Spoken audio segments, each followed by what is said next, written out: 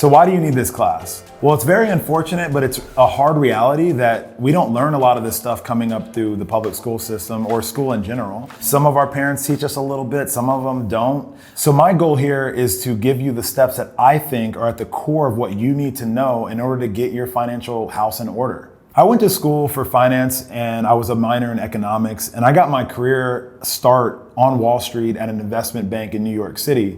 And I was a trader, so I didn't do a lot with personal finance, but I was strongly connected to the markets and the day-to-day happenings.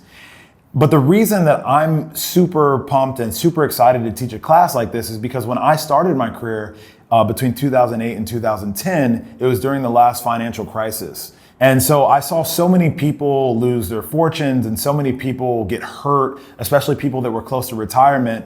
And I've always wanted to find a way to give back to people that were sort of in my age range, or people that I was friends with, or people that were close to me. And what better way than to get people prepared for their future, give them the tools that they need to be able to survive and weather storms, and to build their future the way that they want it, so that they can have the freedom and the independence to not have to worry about major life changes that they don't have any control over. And so we're gonna cover a couple things. We're gonna look at your own personal finance snapshot, getting aware of the things that are going on in your life.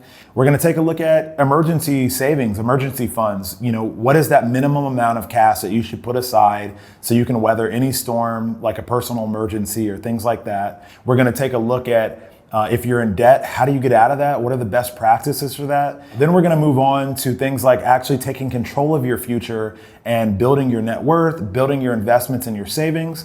And then we're gonna sort of bookend this with what happens when you have a big life thing that you want to save for. To tie all these things together throughout the class, and so you have something to relate to and something to understand, I've created 2 different personalities to sort of help you follow along with all the lessons and teachings and the core principles. So the 2 people, we have Sophia. She's her 2nd year out of college. She's a freelance graphic designer. And we also have Austin, who is our mid to late 30s guy who's been in his career for a little bit, and he's a full-time employee.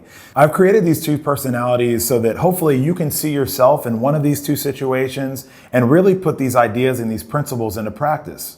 One thing I want to say before we get started is I am not a licensed financial advisor. I do not know your personal finance situation. It's best to always consult a financial professional or a tax accountant, a CPA, if you have questions that apply directly to your life and you're looking for a definitive answer based on your own situation. This is for educational purposes only, but to be fair, these are things that I follow myself in my own life, so use at your own discretion.